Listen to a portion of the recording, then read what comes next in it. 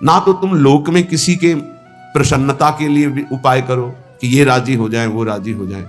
सच्ची कहते हैं, एकमात्र भगवान का जिसने आश्रय लिया और भजन कर रहा है, उसके सिवा आप कुछ और उपाय करके लाख प्रकार से देख लो, कोई राजी नहीं हो सकता।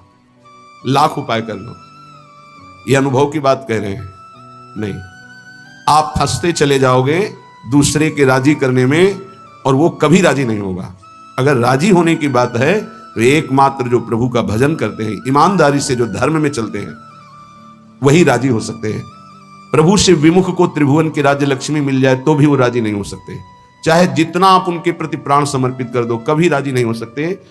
अगर ये बात याद रखोगे तो कभी दुखी नहीं होगे, क्योंकि आप गलती कर रहे हो। हमने उनके प्रति इतना किया, वो हमारे प्रति ऐसा नहीं कर रहे। तो पहले सत्संग में बात सुन लो और मान लो। अगर किसी के राजी करने के लिए आपने अपना अमूल्य समय दिया भगवत भजन छोड़कर, तो कभी राजी नहीं होगा। चाहे प्राण दे दो उसके प्रति तो भी राजी नहीं होगा। ये माया है। यदि अपनी निष्ठा में रहे, धर्म में रहे, भजन में रहे, तो सब राजी हो जाएंगे और तुम निर्भय हो जाओगे। और अगर दूसरे को राजी करने की कोशिश की, प्रभु का भजन छूट गया, तो तुम भयभीत हो जाओगे और वो राजी नहीं होगा। बिल्कुल परम सत्य बात, ये लिख लो, हृदय में लिख लो। ये अध्यात्म है, तुम्हारे बचाने के लिए है, तुम्हें सुख पहुंचाने के लिए है, तुम्हें जीवन मुक्त करने के लिए है। हे सखे, हे मित्र, ना जनरंजनम कुरु। लोगों की वृत्तियों को राजी करने में अपना समय नष्ट मत करो। प्रभु को राजी करने में अपने समय को सार्थक करो। तो जा पर कृपा राम की होई, ता पर कृपा करे सब कोई। एक राजी हो गया तो विश्व ब्रह्मांड राजी हो जाएगा। और एक से विमुख होकर विश्व को तुम राजी करने की कोशिश करो, कभी राजी नहीं होगा। इसलिए न जनरंजनम करो। किसी की राजी होने के लिए अपने अमूल्य समय को नष्ट मत करो। धर्म पूर्वक व्यवहार करो और निरपेक्ष हो जाओ। राजी रखो हरिजू को, प्रभु को। न कुरु कदिंद्रियाणाम, इन दुष्ट इंद्रियों को मनोरंजन मत करवाओ। न कुरु कदिंद्रियाणाम, इन इंद्रियों को छोड़ो मत मनोरंजन करने के लिए। ये बहुत दुष्ट है, सच्ची मानिए। ये केवल हृदय जलाती रहती है, कुछ नहीं है। पूरे त्रिभुवन में कुछ नहीं है। एक भगवान के सिवा आनंद नाम की चीज नहीं है। मन मलिन है, इंद्रियां मलिन है, इसलिए आपको ऐसा लगता है इसमें आनंद है। नहीं, सच्ची मानिए, एक दिन जब आनंद का आपको अनुभव होगा प्रभु के जनित, तब आप देखोगे तो त्रिभुवन में कहीं कोई आनंद नाम की चीज नहीं। जैसे सुबह सूर्य उदय के समय जब हम गंगा किनारे चलते थे, तो आगे रेत में ऐसा भ्रम हो जाता था कि निर्मल जल भरा हुआ है। मरुभूमि में रेत में ऐसा लगता था निर्मल जल भरा हुआ है। और जब ये लगता कि अब रास्ता बदलें, पर लगता चलो आगे तक चलते हैं, और जब जाती तो रेत मिलती, तो लगता यहां तो जल दिखाई दे रहा था। सूर्य की किरणों से मरुभूमि में जल का भ्रम हो जाता है, तो मृग दौड़ता हुआ मर जाता है, लेकिन उसकी प्यास नहीं बुझती। ऐसे ही मेरी इंद्रियां, मेरा मन, इन दिखाई देने वाले सुखों में महान दुख है, ये जान नहीं पाती, और इनके भोगने में पूरा जीवन नष्ट कर देती। मनोरंजन, केवल मनोरंजन। मन 5 ज्ञानेंद्रियों के साथ भोगों में रंजन कर रहा है। कह रहे, हे सके ना कुरु कदिंद्रियाणाम, इन इंद्रियों को मत छूट दो, नहीं तुम्हारे जीवन को नष्ट कर देंगी। सदा विधेय बहुगंजनम, जैसे बने वैसे इनकी विषयों से प्रीति को तोड़ दो। हठ पूर्वक तोड़ दो, विवेक के द्वारा तोड़ दो, भगवत समर्पित करके छोड़ दो। जैसे बने वैसे इंद्रियों से भोग भोगने की लालसा, ये मिटा दो, तो तुम मनुष्य जीवन का लाभ, भगवत प्राप्ति कर पाओगे। विधेय बहुगंजनम, बहुगंजनम, जैसे बने तुमसे वैसे, हठ पूर्वक, ज्ञान के द्वारा, भक्ति के द्वारा, जैसे बने बचो। इन गंदी चेष्टाओं से बचो। ये मन इंद्रियां बहुत ही दुष्ट हैं, बहुत ही फुसलाकर, पता नहीं चलता कि हमसे गलत करवा रही हो, गलत करवा देती है। हंसते हंसते, खेलते खेलते अपराध बन जाता है, मन मलिन हो जाता है। पक्का समझ लेना। पहले उत्साहित करते हैं, फिर यही डराते हैं। पूरे जीवन डर में जीना पड़ता है उसको जो अधर्माचरण करता है। कल्पनात्मक भय, सामाजिक भय, भागवतिक भय, कर्म का भय उसे दंड देता रहता है। तभी वो डिप्रेशन में पहुंच जाता है। बिना पाप कर्म के डिप्रेशन नहीं होता, ध्यान रखना। हमसे जब अशुभ कर्म हो जाते हैं और मेरा मन मलिन हो जाता है, तब चिंता, भय, शोक इनकी हो ऐसे क्रम बाई क्रम, कभी चिंता में डूबा हुआ है, कभी शोक में डूबा हुआ है, कभी कल्पनात्मक भय में डूबा हुआ है। वही मन जिसने इंद्रियों को उत्साहित करके पाप कर्म कराया, वही पूरे जीवन दंड देता है। इसलिए सदा विधेय बहुगंजनम, हे मित्र, जैसे बने वैसे पापाचरण न होने पावे, इंद्रियों के मनोरंजन में फंसकर अपने जीवन को नष्ट मत करो। ये बहुत दुर्लभ देह है, इससे भगवत प्राप्ति कर लो। प्रणय भंजनम सर्वतः, किसी से भी आसक्ति ना होने पावे, किसी से भी ममता किसी से ना होने पावे। प्रीति करो सबसे, सब जीवन सो प्रीति, रीति निबाहत आपनी, श्रवण कथन परतीति, यह जो कृपा हरिवंश की। प्रियालाल के यश कीर्तन, यही हमारे जीवन। वाणी से उनके गुणों का कीर्तन, नाम का कीर्तन, श्रवणेन्द्रिय से उनके यश का श्रवण, नाम का श्रवण, और सबसे प्रेम का व्यवहार। ममता नहीं, ममता होती देह भाव से और प्रेम होता है भगवत भाव से। माँ में, पिता में, पत्नी में, पुत्र में, सब में भगवत भाव करो। ये भगवत भाव आपको जीवन मुक्त कर देगा। और ये केवल कोरी भावना ही नहीं है, सब में भगवान है।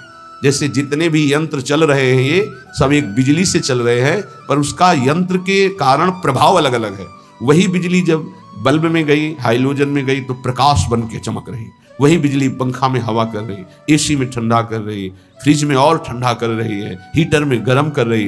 बिजली के ये गुण नहीं है, ये यंत्रों के गुण हैं। बिजली तो एक रस सब में जा रही है। ऐसे कोई पाप कर रहा है, कोई अच्छे स्वभाव का है, कोई बुरे स्वभाव का है, ये सब शरीर और करण, इनके प्रभाव से परमात्मा तत्व निर्लेप सब में धारा की तरह प्रवाहित हो रहा है। जैसे हर यंत्र में बिजली ही बिजली है, पर उसका प्रभाव अलग है, ऐसे ही स्वभाव अलग है। परमात्मा सब में समान रूप से विराजमान है। हमें उस परमात्मा तत्व को मान करके प्रीति करनी। भक्त मान करके जानता है और ज्ञानी जानकर मानता है, बात एक ही होती है। ज्ञानी बहुत बुद्धि प्रधान होता है, इसलिए पहले वो तर्क के द्वारा उस तत्व को जानता है, तब मानता है। और भक्त भाव प्रधान होता है, हृदय प्रधान होता है, इसलिए तत्काल मानता है और मानकर जान जाता है। श्रीपाद कह रहे प्रणय भंजनम सर्वता, ममता किसी से ना होने पावे, सबसे भगवत भाव से प्रीति करो। हठम ना करो, मेरी बात मान लो, हठ करके हमारी आज्ञा का उल्लंघन मत करो। श्रीपाद कह रहे बड़े कृपालु हैं महापुरुष जन। हठम ना करो, बंधने बंध जाओगे अगर मेरी बात नहीं मानोगे। श्रुतम कलत्र मित्रादिके बपुर्व्यय समीहया निवस वत्स वृंदावने। ए भाई, ये बपुर, ये शरीर, इसकी पत्नी, इसके पुत्र, इसके पिता, इसके माता, इसके भाई, इसके रिश्ते, इसके नाते, ये सब माया के बंधन है। अगर उनमें भगवत भाव नहीं करते हो तो तुम्हारा जीवन इसी मोह ममता में फंसकर नष्ट हो जाएगा। अगर भगवत भाव करते हो तो नाथ सकल संपदा तुम्हारी, मैं सेवक समेत सुत नारी। नाम जप हो रहा, धर्म पूर्वक कर्तव्य का पालन हो रहा, सब में भगवत भाव, आपका अंतिम परिणाम भगवत प्राप्ति ही होगा, पक्का समझ लीजिए।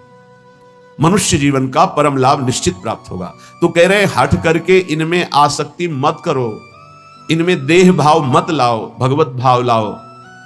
तो हम कैसे लावें? तो बोले आओ श्रीधाम समीहया निवश वत्स वृंदावने। अय वत्स, अय प्यारे, अय पुत्र, अय मित्र, तुम वृंदावन आ जाओ। वृंदावन में तुम्हें रसिकों का संग मिलेगा और उस संग के प्रभाव से तुम सबसे प्रेम करो, लेकिन ममता किसी से मत करो, आसक्ति किसी से मत करो, मोह किसी से मत करो। खूब नाम जप करो। इसी जन्म में तुम्हें अनेक जन्मों के पापों का जो तुम्हारा संचित भंडार है वो सब भस्म करने का अवसर है। इसी जन्म में तुम्हें जो नवीन कर्म पाप बन गए हैं उनको नष्ट करने का सामर्थ्य है, अधिकार है। अगर चूक गए तो सब भोगने पड़ेंगे और अधिकार खत्म हो जाएगा। आप नवीन कर्म नहीं कर सकते किसी भी योनि में। किसी भी योनि में इतना अधिकार नहीं कि नवीन कर्म कर सके, ये केवल मानव योनि में है। ये कृपा होती जब विपत्ति आती है, प्रतिकूलता आती है। जब इस जीवन में प्रतिकूलता आई तो लगा पता नहीं कब प्राण निकल जाए।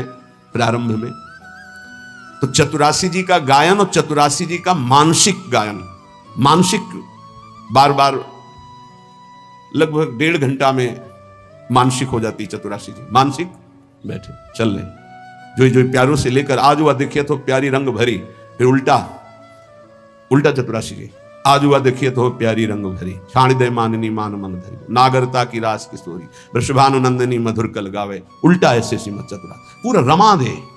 तो जानते उसका परिणाम क्या होता है? चतुरासी जी गा नहीं रहे, वो चल रहे। जैसे मंत्राकार वृत्ति ऐसे चतुरासी जी में भगवदाकार वृत्ति। एक एक अक्षर में श्यामा श्याम है, आप सच्ची मान लीजिएगा। सेवक जी महाराज देख रहे हैं, बड़े बड़े रसिक महापुरुष देख रहे हैं, कह रहे हैं श्याम श्यामा प्रगट प्रगट अक्षर निकट प्रगट रस स्रवत अति मधुर बानी। सोजुबानी रसिक नित्य निस दिन रटत कहत और सुनत रस रीति जानी, ताहि तजी और गाँव कबहू न कछु प्राण रमि रही हरिवंश बानी। आप देखिएगा, निहाल हो जाएंगे। वाणी जी के गायन, वाणी जी का चिंतन, वाणी जी का बार बार पद दोहराना। हम कह रहे हैं और पद नहीं याद, एक कोई पद याद कर लो, उसी को, जैसे हम मंत्र 108 बार जपते हैं, उसी को आप बार बार कीजिए। देखिए आपके अंदर कैसा आनंद और कैसा प्रकाश होता है प्रेम का। चतुराशी जी, चतुराशी जी, चतुराशी जी। आचार्य कृपा से, इष्ट कृपा से ऐसी हमको अमोघ वस्तु मिल गई है, बस पाए रतन चिन्हों नहीं दीन्हों करते डार। प्रपंच की बातें करने में जबान को कितना सुख अनुभव कराते हो आप, लेकिन चतुराशी जी एकांत में गुनगुनाने में नहीं। अगर हमें आचार्य कृपा से विरक्त मार्ग मिला है या वैष्णव धर्म मिला है, तो हम उसमें अपनी वृत्तियों को समर्पित करें। हमारे पास ये बहुत बड़ी सामग्री मन को वश में करने के लिए। चतुराशी जी का गायन पक्का समझो, पक्का। गुरु आज्ञा पर लगे तो ये बात समझ में आई, नहीं बस पहले ये था कि गा लेते हैं, उनकी इच्छा आज्ञा है कि गा लो तो गा लेते हैं। फिर उसका जब गुरु कृपा से प्रभाव नशा चढ़ा तो अब जी नहीं सकते उसके बिना। और जी क्या सकते हैं भाव, जैसे श्वास चल रही है ऐसे ऐसे रुका। कई वाणी हरिवंश की, कई हरिवंश है नाम, इसके अलावा कोई आधार ही नहीं। सेवक शरण सदा रहे, अनत नहीं विश्राम। तो बोले तज्जीवेशु, ओहो हो, जिसका ये जीवन बन गया है वो जीवित ही इसी से है। धिक्कार है ऐसे साधक को और ऐसे शरीरधारी को जो भगवत विमुख मिनट गंवा दे, समय गंवा दे। बहुत बहुत कड़ुआ जीवन होता है, बहुत पश्चाताप का जीवन होता है जो जिसमें भजन नहीं होता। सच्ची मानिए, जिसमें नाम जप नहीं है, नाम कीर्तन नहीं, गुण कीर्तन नहीं, वो कैसे जीवित रहते हैं। यही एक बार किसी ने कहा कि भजन नहीं होता है, तो हमने कहा होता फिर क्या है। आज तक हमें यही समझ में नहीं आया कि भजन नहीं होता तो होता क्या है अंदर। तब फिर विचार में आता है कि जो किया है उसी का चिंतन करते हो। भजन किया नहीं तो भजन छूट जाए, ऐसा हो कैसे सकता है। ये बात हमारी समझ में नहीं आती कि भजन छूट गया और आप जीवित हैं, आप खा पी रहे हैं और आपका भजन छूट रहा है, मतलब अभी भजन का रंग नहीं चढ़ा है। नहीं, भोजन पानी, जीना, नींद, ये सब दुश्वार होने लगता है। भजनानंदी का भजन ही जीवन। तज्जीवेशु, वो जीता ही इसी से है। ललिता ललित बजावत बीना, गुण गावत सोई जीवन जीजे। इस बात को आप पकड़ लीजिए। 10 वर्ष गुरुदेव भगवान के समीप रहकर उनकी चेष्टाओं को, एक एक चेष्टाओं को बहुत गंभीरता पूर्वक, क्योंकि महापुरुषों का संग पहले से होता रहा, ज्ञानी महापुरुषों का, तो एक एक चेष्टाओं को देखा। एक मिनट भी गुरुदेव कभी, एक मिनट भी कभी प्रियालाल से मिले। प्रसाद पा रहे हैं तो दृष्टि कहीं और है, पता चल रहा है। प्रसाद पा के टहल रहे हैं तो लताओं की तरफ से देख रहे हैं, गुनगुना रहे हैं, बस ऐसे अंगुलियां ऐसे ऐसे हो रही, पद चल रहा है। अगर मौन में है, गले में हरकत हो रही है, मंत्र चल रहा है एक क्षण के लिए भी। और नित्य पद के गायन करते हुए सब ठीक। 4 बजे से 6 बजे तक केवल पद गायन की सेवा थी, केवल पद गायन की। ब्रजनोत्तर बनी भावना देख सके राधा बन की ली, बस एक शब्द जी, पूरा पद, फिर धीरे से एक शब्द।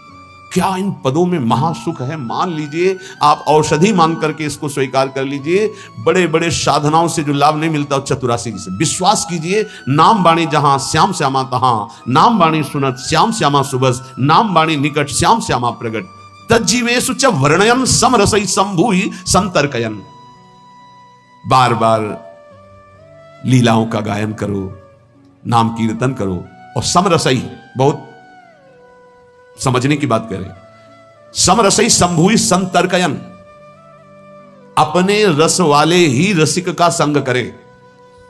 समरसई संभूहि संतर्कयन, तर्क का त्याग करके अपने ही रस के रसिक का संग करें। और सब संतों की हम सेवा करेंगे, सब संतों को प्रणाम करेंगे, सब संतों के भाई वचन निकल रहे हैं सुनेंगे, लेकिन अंदर से हम मानेंगे और उस पर आचरण उतारेंगे तो अपने रसिक गुरुदेव के वचन। समरसई, इष्ट मिले और मन मिले, मिले भजन रस रीति। ये बहुत पकड़ने की बात है।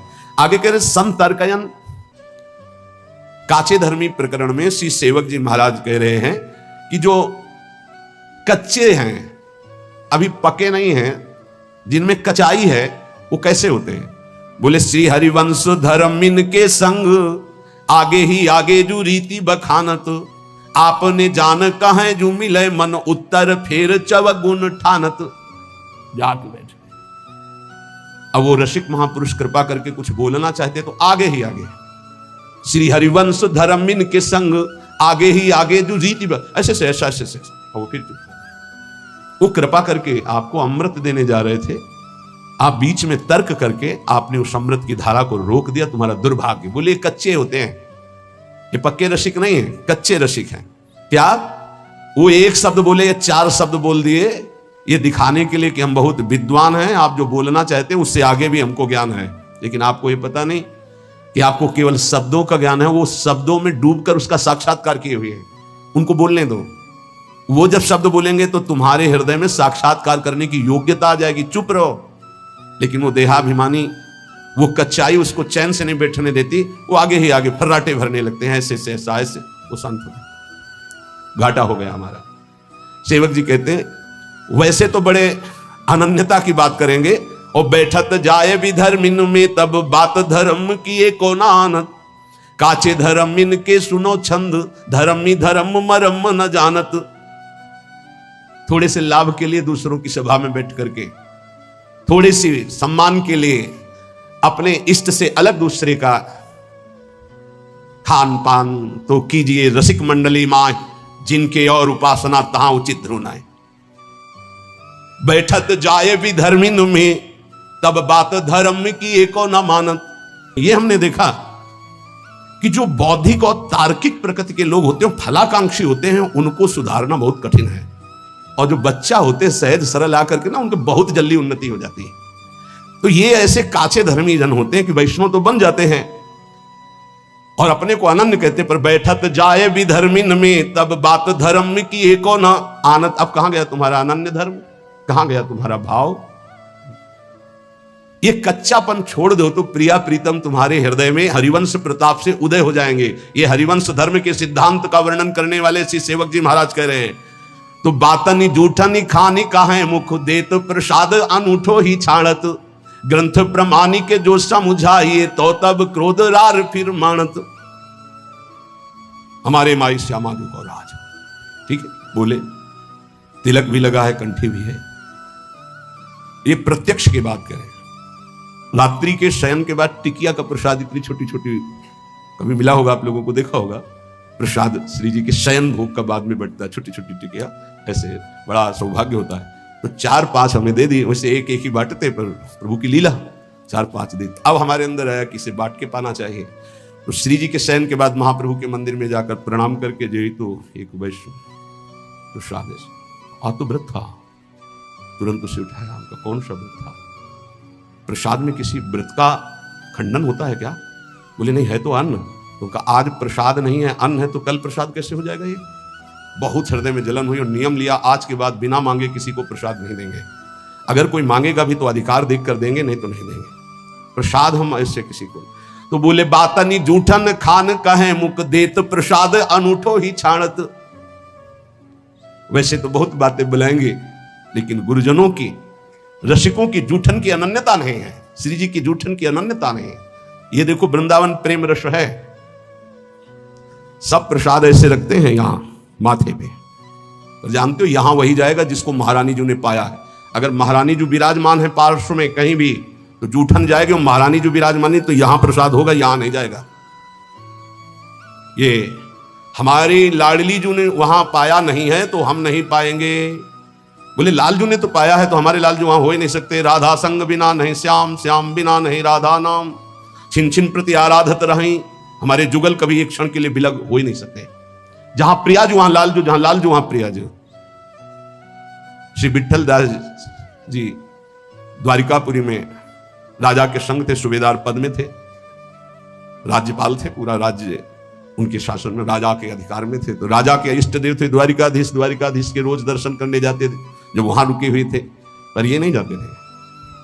जहां राजा उधर गए तहां अपने राधा वल्लभ जी की छवि हरिवंश महाप्रभु की जो विराजमान थी बस उन्हीं के परिचर्या और भोग लगाना, पद सुनाना। फिर समय ही कहा है रसिक को अपने आराध्य देव की सेवा से। तो जो द्वेषी जन थे उनको समय मिल गया, उन्होंने कहा कि महाराज आपने एक बात देखी क्या, ये आपके जो सूबेदार राज्यपाल विठल दास जी हैं, ये द्वारिकाधीश के दर्शन करने एक दिन भी नहीं गए, जरा आप इनसे बात करेंगे कि क्यों नहीं गए। वो उनकी दृष्टि गई, हाँ और तो सब पार्षद साथ रहते हैं, वो साथ नहीं रहते, बुलाओ उनको सभा में बुलाया। हर समय राधा वल्लभ श्री हरिवंश, राधा वल्लभ श्री हरि। वो ऐसे अनन्य थे, जब महाप्रभु के पास यह आदेश आया कि अगर इनको राज्यपाल पद की सेवा दी जा रही हो, अगर ये करेंगे तो लाखों का उद्धार हो जाएगा, क्योंकि महाभागवत है। महाप्रभु ने कहा ठीक है आप जाइए। तो उनका प्रभु आपकी आज्ञा हमारे लिए सर्वोपरि है, आप अगर आज्ञा कर दे तो सब कुछ वही वृंदावन है जहां आपकी आज्ञा है। पर प्रभु दो बातों के बिना हम जीवित नहीं रह सकते, एक तो आपका दर्शन और दूसरे आपकी जूठन। महाप्रभु उनका दोनों मिलेंगे। तत्काल चित्र का पहला चित्र महाप्रभु का उसी समय बनाया गया। देख करके महाप्रभु का चित्र बनाया, चित्र दिया, और राज्यपाल के पद पे तो घोड़ों की ऐसी व्यवस्था थी कि मंगला, राजभोग और शयन भोग तीनों महाप्रभु का उच्छिष्ट विठलदास जी को रोज पहुंचता था, रोज का। बड़े भाग्यशाली जिनको गुरु का उच्छिष्ट मिले, जिनको आचार्य का इष्ट का उच्छिष्ट मिले, बड़े सौभाग्य की बात है। विठलदास जी से कहा तुम किसकी उपासना करते हो, द्वारिकाधीश के दर्शन करने क्यों नहीं गए? तो उन्होंने कहा राधा बिहारी मुरली मनोहर ललित त्रिभंगी वृंदावनाधीश्वर युगल सरकार की। तो बोले ये क्या श्री कृष्ण नहीं है द्वारिकाधीश? बोले हम कम मना करते हैं। बोले फिर दर्शन के लिए क्यों नहीं गए? बोले यहां हमारी प्रिया प्रीतम की जोड़ी नहीं है, यहां अखिल कोटि ब्रह्मांडों के अधीश द्वारिकाधीश और महालक्ष्मी रुक्मिणी जी चरण सहला रही, परम बंदनी महामहिम है, पर हमारे नेत्र जो है मनोमृणाल भूषण भूषित भुज श्याम अंश पर डारी, जैसी हरिवंश जुगल करनी गज बिहरत बन पिया प्यारी। हमारे नेत्र तो इस रूप का पान करते हैं। अब राजमद तो होता ही है, तो फिर मैं कह रहा हूं क्या ये प्रभु नहीं है? तो बोले फिर कह रहा हूं प्रभु हैं, पर मेरे नेत्रों को इनकी प्यास नहीं, मेरे नेत्रों की प्यास तो ललित त्रिभंगी मुरली मनोहर राधा बिहारी। और मैं आपसे प्रार्थना करता हूं कि मुझे कहीं दर्शन करने की आवश्यकता नहीं, मेरे रोम रोम में वृंदावन कुंज निकुंज और प्रिया प्रीतम विराजमान हरिवंश प्रताप से। राजा को आवेश आ गया, नीचे उतरे, सभा में से उनका वस्त्र पकड़ा, उनका कहां रोम रोम वृंदावन तुम्हारे है, और जे भी ऐसे अचलाट आया वो ऐसा महान प्रताप गुरु जूठन का उच्छिष्ट का श्री हरिवंश श्री हरिवंश श्री हरिवंश सब सभा को दिखाई दिया। रूप बेली प्यारी बनीश प्रीतम प्रेम तमाल, दो मन मिलिए कह भय श्री राधा वल्लभ लाल। ऐसे लता भवन मंदिर में देखो कैसा महापुरुषों के प्रति द्वेष करने वालों को भी भगवत साक्षात्कार हो रहा है। कांप गए, चरणों में साष्टांग गिरे, बोले आज से आपको कोई राजकाज नहीं, मैं नित्य दर्शन आपके श्री चरणों के करने आऊंगा। तो बातन जूठनी खान कहे मुख देत प्रसाद अनूठो ही छाड़त, ग्रंथ प्रमाण के जो समझाइए तो तब क्रोध रार फिर मानत। खान पान ये नियम ले लीजिए, खान पान तो कीजिए रसिक मंडली माए, जिनके और उपासना तहां उचित ध्रुवनाए।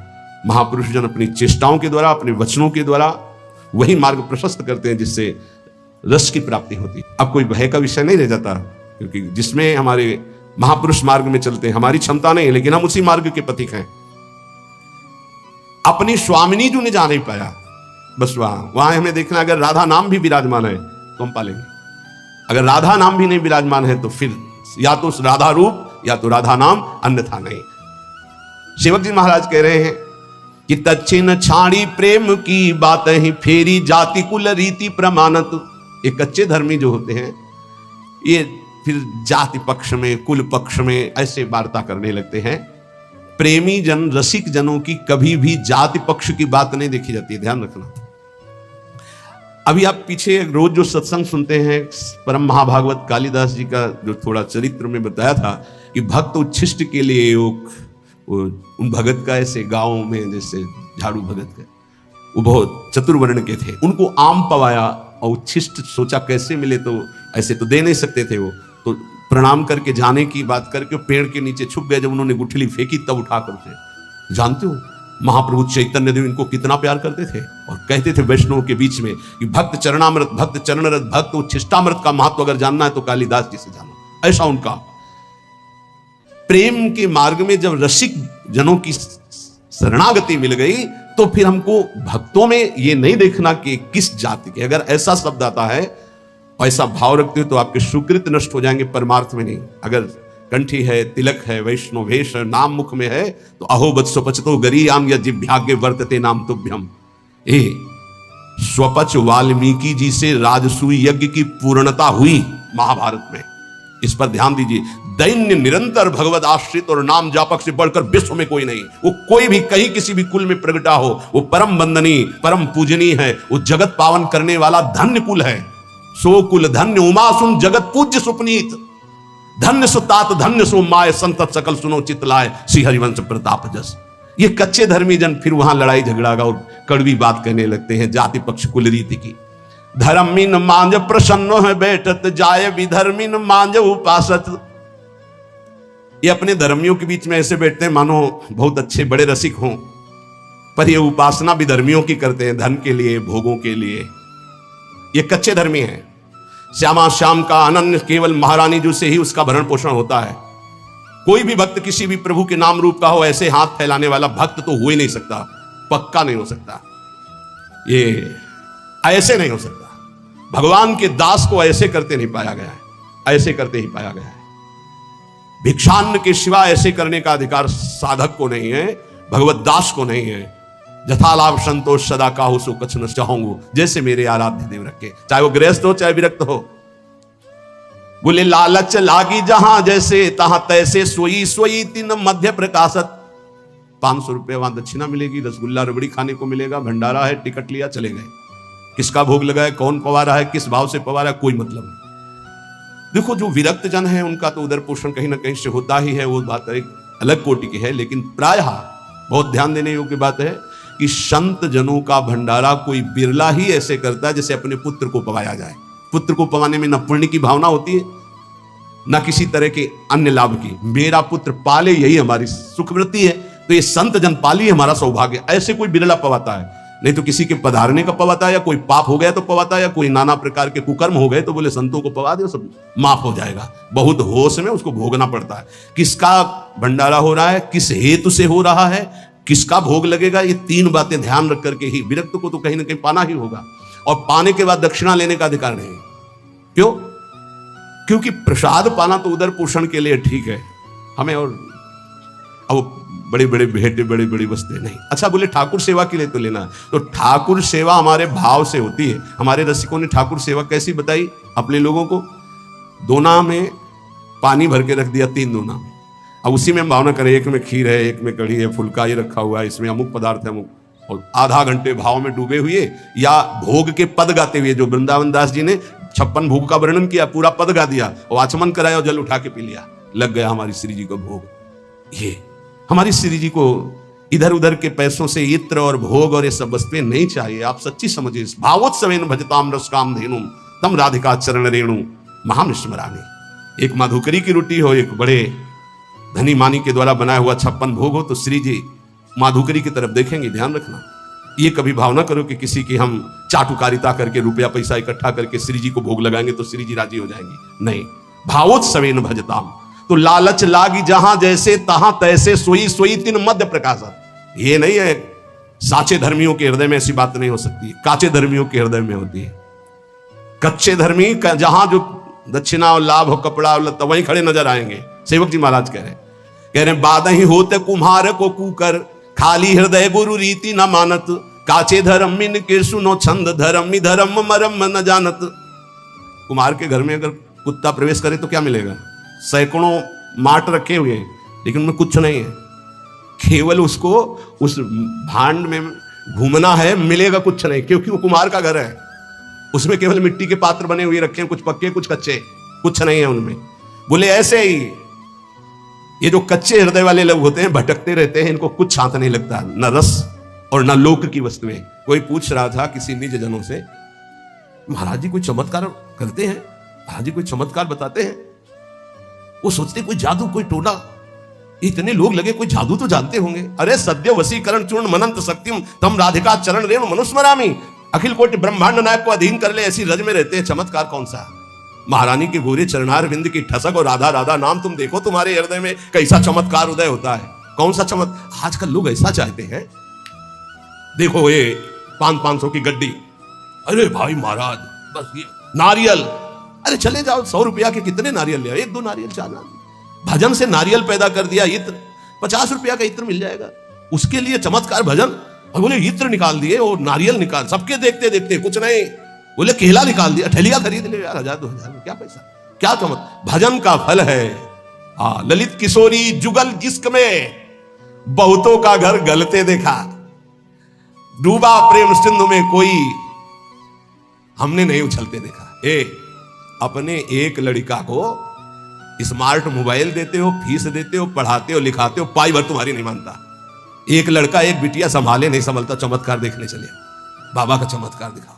चमत्कार एक इनकी खोपड़ी में बैठ करके राधा नाम सबको चला रहा है, सब संयम में है, कोई मनोरंजन किसी के पास नहीं, जिनको सेवा है केवल उनके पास मोबाइल, सब सावधान और रोज अपनी दिनचर्या में रत रहते हुए ये सब इष्टाकार वृत्ति की तरफ चल रहे हैं। हम इनको मन से प्रणाम करते हैं कि हमारी आज्ञा हमारे गुरुजनों की परिपाटी पर चल रहे हैं। चमत्कार किसे कहते हैं? मन का परिवर्तन कर देना, ये राधा नाम का चमत्कार है, ये राधा नाम का प्रभाव है।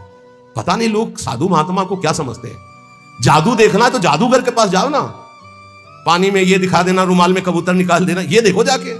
साधु का चमत्कार देखना है मन का परिवर्तन, तुम्हारा मन और तन दोनों पवित्र होकर सच्चिदानंद भगवान में लगे। आज इसीलिए तो साधुता बहुत दुर्लभ हो गई है कि साधु महात्माओं को भी लोग नौटंकी मनोरंजन का एक पात्र समझते हैं। ताली बजा दी, बात सुने, कोई नेता का भाषण, ताली बजा दी। मन का परिवर्तन, तन का संयम और सच्चिदानंद में वृत्ति को जोड़ना।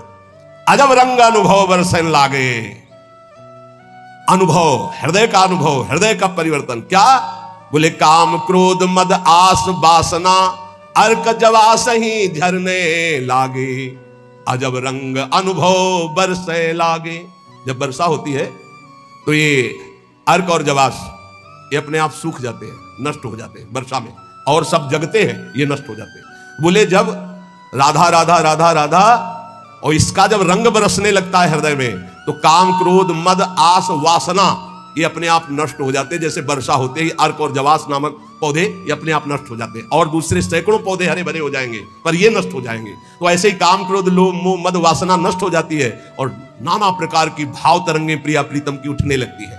लोभ मोह परद्रोह दोष दुख कलि कुचाल सब तरसे लागे, इंद्री दमन अमन सब भात ही अरुचि होत अब छर से लागे, अजब रंग अनुभव बरसे लागे। कब जानो हमारी साधना रंग ला रही है? जब काम के वेग को, क्रोध के, मोह के, मद के, इन सब के वेगों को सह गए, कोई प्रभाव नहीं, अंदर से शांत। किसी से कहना मत, क्योंकि कहने से सत्ता दृढ़ होती है। अंदर जो विकार आते हैं किसी से मत कहो, कोई भी क्रिया मत करो, शांत उस समय नाम जप करो, देखो अपने आप सब नष्ट हो जाएंगे। और नष्ट आपको नहीं करना, कोई है आपका जो आप पर नजर रख रहा है। कोई आक्रमण आपको परास्त तब तक नहीं कर सकता जब तक आप आज्ञा का उल्लंघन नहीं करेंगे।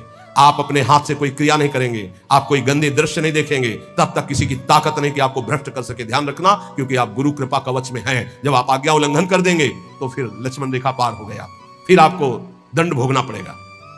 लोभ मोह परद्रोह दोष दुख कलि कुचाल ये सब तरसे लागे, अर्थात वो चाहते कि मैं इसको अपने अधीन करूं, पर हिम्मत नहीं कि छू सके। किसको?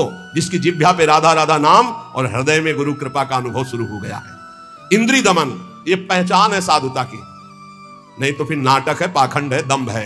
बिन विवेक वैराग्य भक्ति बिन सत्य नये को मानो, भगवत विमुख कपट चतुराई सो पाखंडे जानो। चाहे गृहस्थ हो चाहे विरक्त, अगर इंद्रियां संयम में नहीं है, मनमानी विकार भोगे जा रहे हैं, तो नौटंकी नाटक भले हो सकता है, वो गृहस्थ उपासक है ना, वो विरक्त उपासक है।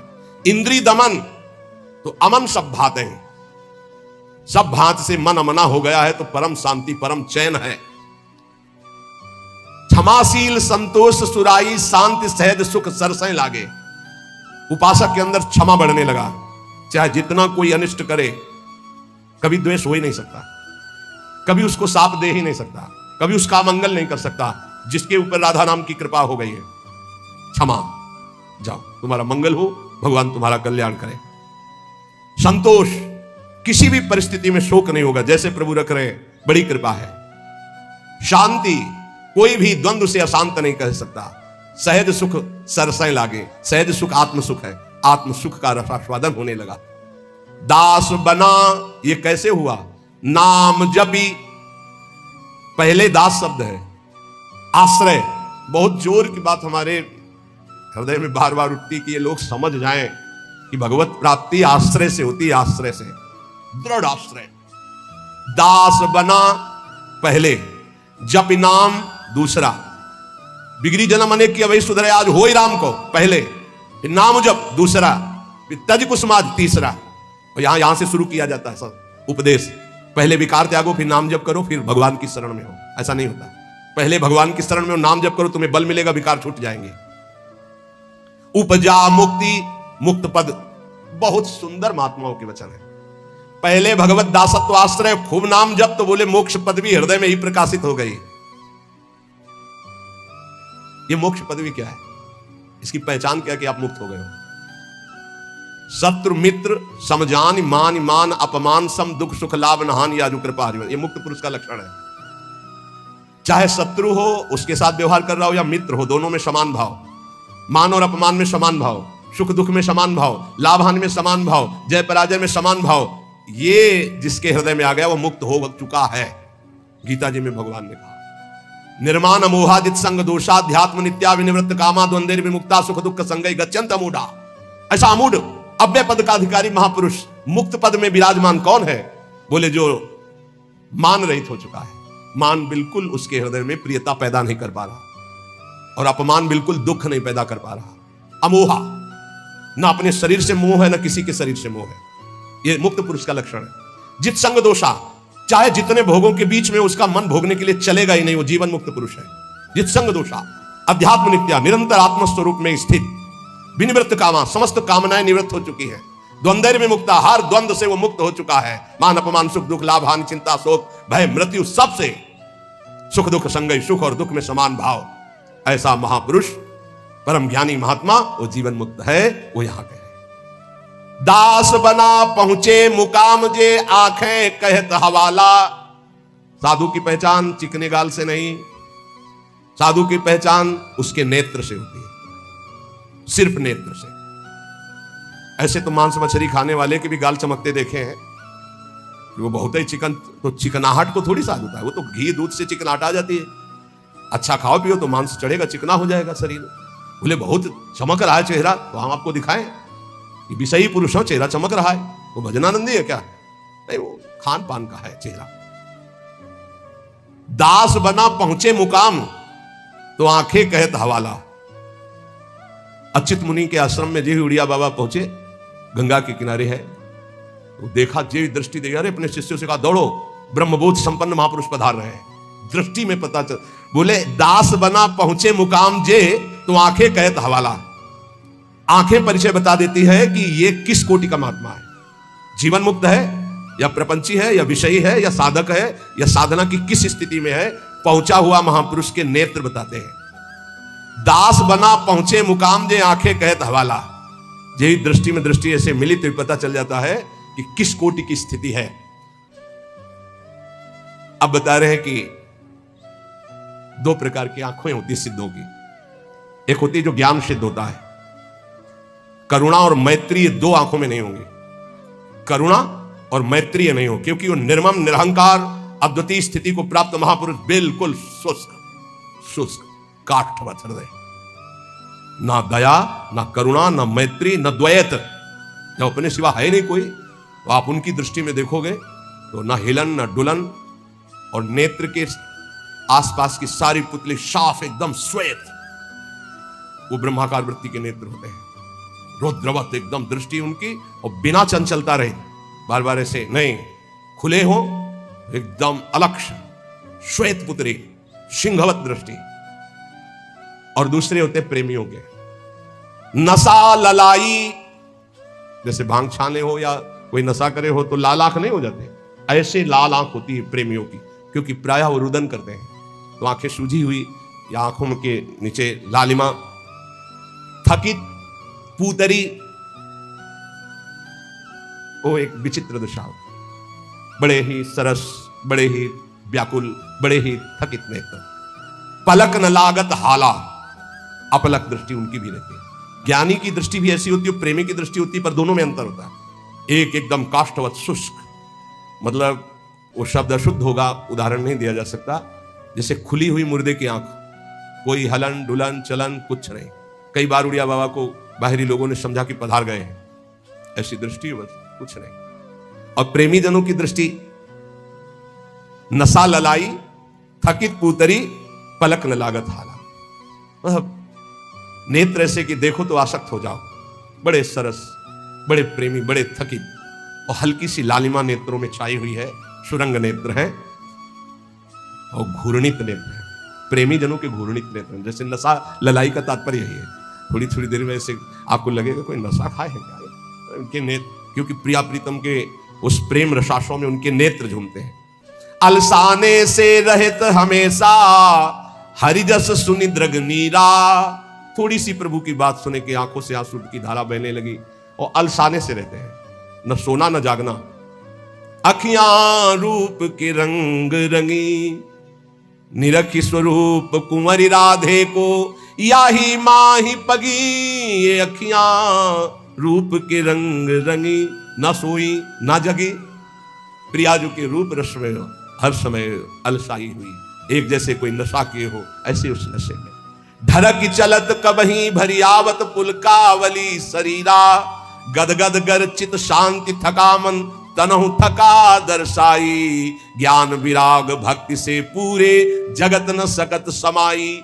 ऐसे प्रेमी जनों के नेत्र जहां जगत का प्रवेश ही नहीं है, हृदय कंठ गदगद हो जाता है, चित्त शांत है, मन अचंचल है, तन एकदम थकित शिथिल भाव में डूबे हुए। बोले ऐसे जो महापुरुष होते हैं तो दास बना पहुंचे मुकाम जे आंखें करत हवाला, ऐसों के नेत्र बताते हैं कि मुकाम में पहुंचे हुए ये जन है। श्री भगवान जगत गुरु श्री कृष्णचंद्र जी कह रहे हैं जो पहुंचे हुए महापुरुष है वो शरीर को अपने वश में किए होते हैं। यही सबसे बड़ी चूक हो रही है, ये बहुत बड़ी चूक है जो हमारी निंदा का कारण बनती है। हम संतों की या भक्तों की जो निंदा का कारण बनता है वो ये नाशवान दुष्ट नीच शरीर है। इसको जब तक मैं माना जाएगा ये नीच आचरण कराता ही रहेगा, गुरुजनों की, आचार्यों की, भगवान की निंदा करवाता रहेगा। एक शरीर से गलती होने पर समस्त साधुओं की तरफ लोगों की दृष्टि अश्रद्धा से हो जाती है। इसीलिए हमें लगता है कि अगर साधु बने तो मर के बने, उन्हें घर गृहस्थी में ब्याह करके अच्छा है, जीवन धर्म पूर्वक व्यतीत करे, अधर्म आचरण न करे। बहुत बड़ी त्रुटि समझो, एक गलती से लाखों लोगों की श्रद्धा संतों के प्रति नष्ट हो जाती है। भगवान कह रहे हैं सिद्ध पुरुष के लिए कैसा होता है, निराशीर्यत चित्तात्मा त्यक्त सर्व परिग्रह, शारीरम केवलम कर्म कुर्वन्नाप्नोति किल विषम। यत चित्तात्मा, जिसने अपने शरीर को अधीन कर लिया। ये प्रार्थना है सब साधकों से, कोई ऐसी चेष्टा मत करना जिससे भेष को गाली मिले। हमारा गति हो या दुर्गति हो तो ठाकुर जी जाने। कभी ऐसी जगह न खड़े होना, कभी ऐसी चेष्टा मत करना, कभी ऐसा संग मत करना। ये ध्यान रखो कि तुम्हारे से एक बहुत बड़ी धारा जुड़ी हुई है, तुम्हारे गुरु, गुरु के गुरु, गुरु के गुरु, आचार्य, इष्ट, पूरा। एक आपकी गलती पूरे को गालियां दिलवा सकती, पूरे विश्व के संतों के प्रति अश्रद्धा हो सकती। इसलिए सावधान। जिंदगी में हम नीच हैं, पामर हैं, हमारी गति हो दुर्गति हो भगवान जाने, हमसे ऐसा आचरण न बन जाए कि हमारे गुरुजनों को गाली मिले। उन्होंने कोई हमारे साथ धोखा दगा नहीं किया, मंत्र दिया, उपासना दिया, वेश दिया, तो आचार्य और गुरु और इष्ट इनको गाली ना पड़े, हर समय सोचना चाहिए। ये शरीर को जब तक जीतोगे नहीं तब तक गलती हो ही जाएगी, चाहे कसम खा लो, चाहे जो कुछ कर लो। इस दुष्ट शरीर को जीतना चाहिए। बात ध्यान से समझना, ये बहुत दुष्ट है। जीवन हो जा रहा खवाए खवाए खवाए खवाए, अब खाया नहीं आज तक। जीवन हो गया दिखा दिखा करके दुनिया को, आंखें नहीं भरी, कान नहीं भरे। ये वही दुष्टता, अपनी चाल, ये देखना, ये सुनना, ये भोगना। यह चित्तात्मा सांसारिक आशाएं और इच्छाएं जब तक है शरीर को बस में नहीं कर सकते। साधुओं के वैराग्य मार्ग में या भगवत भक्त होकर के चेहरा बनाने की जरूरत नहीं है, स्वरूप बनाने की जरूरत। स्वरूप को प्रकाशित करो, पूरा विश्व नमन करेगा। चेहरा तो नौटंकी नाटक वाले बनाते हैं, जब थोड़ी देर के लिए साधु बनते हैं वो बनाते हैं, जिससे पूरा साधुता का हम रोल कर सके। हम रोल नहीं करते, हम उस मार्ग में चलने वाले पथिक हैं। साधुता का रोल 2 घंटा कोई कर सकता है, लेकिन जीवन भर साधु बन के रहना वो बहुत कठिन बात है। इसलिए ये नहीं, हम भगवत मार्ग के पथिक। हमारा कोई भी बाहरी शारीरिक नाटक ऐसा नहीं होना चाहिए जो धर्म विरुद्ध हो, बिल्कुल समझ के चलना चाहिए। आज आचार्यों गुरुजनों के चरणों में बैठ करके साधुता का भाव नहीं। लाल कपड़ा हम या पीले कपड़ा हम पहने, इसके बाद यहां से बढ़िया माकुआ तेल लगा के ऐसे, ये कौन से शास्त्र में लिखा है? तुम्हारी कौन सी परिपाटी, कौन सा भेष ऐसा है? बिल्कुल नहीं। आज कोई टोकने वाला नहीं, इसीलिए बहुत से बिना गुरु प्रदत्त वेश धारण किए और वो मनमानी आचरण करते हो, कहा जाता साधु। पहले पैजामा कुर्ता कहा जाता साधु। साधु पैंट शर्ट पहने कहा जाता है साधु, बड़ा बड़ा टाइटल लिखा जाता है। अब उनके जब आचरण होते तो बोले अमुक संत भ्रष्ट हो गया। संत परिपाटी देखो, संतों की मर्यादा देखो, संतों के चरणों में बैठकर जो साधुता सीखी जाती है वो कब हुआ? यत चित्तात्मा भगवान कह रहे, यत चित्तात्मा। बहुत अच्छे से समझ लो, संसार में जब तक शरीर के भोगने की कोई भी आशा रहेगी तो साधुता नहीं टिक पाएगी। बहुत इसे धैर्यपूर्वक, सांसारिक इच्छा, सांसारिक भोगों की चाह, इससे तुम्हारा शरीर अपवित्र हो जाएगा। तुम्हारे द्वारा ऐसे आचरण होंगे जिससे तुम्हारी साधुता नष्ट हो जाएगी। शरीर और इंद्रिय और मन के वशीभूत होकर के जो आचरण किया जाता है वो निश्चित अपवित्र है और वो अधर्म होगा और वो गालियां दिलवाने वाला ही होगा। श्रद्धा उपजाना बहुत कठिन होता है भाई, बहुत कठिन होता है। नास्तिक के हृदय में श्रद्धा प्रकट करना, विषयी पुरुष के हृदय में श्रद्धा प्रकट करना और नष्ट करना एक क्षण की बात होती है। जन्म जन्मांतरों की सुकृत एकत्रित होने पर श्रद्धा होती है और एक चेष्टा पूरी लाखों की श्रद्धा नष्ट कर देगी। लाखों का मंगल करने का पाप लगेगा उसको और वो दुर्गति को प्राप्त होगा। इसलिए साधु वेश में बहुत होश में, ये कोई खिलवाड़ नहीं है। ऐसे लोग करते तो खिलवाड़ नहीं, सारी जिम्मेवारी है आपकी। ऐसे कर दिया तो जिम्मेवारी, उनकी श्रद्धा की रक्षा करना तुम्हारा कर्तव्य बन गया। उनके कल्याण की तरफ तुम्हारी दृष्टि जानी चाहिए। ऐसा कोई ये नहीं कि तुम स्वामी बन गए तो जो मनावे सो आचरण करो, ऐसा नहीं है। शरीर इंद्रियां अंतःकरण सिद्ध पुरुष के वश में होता है। साधक को चाहिए कि इनके वश में होकर कोई कार्य ना करे। तुम अकेले नहीं हो, तुम्हारे साथ बहुतों की निंदा होगी या बहुतों की प्रशंसा होगी, ये बात ध्यान रखना है। केवल अपना जीवन होता तो कोई बात नहीं है, गलती हो गई, त्रुटि हो गई या पिट गए या जो भी हो गया सब हो गया।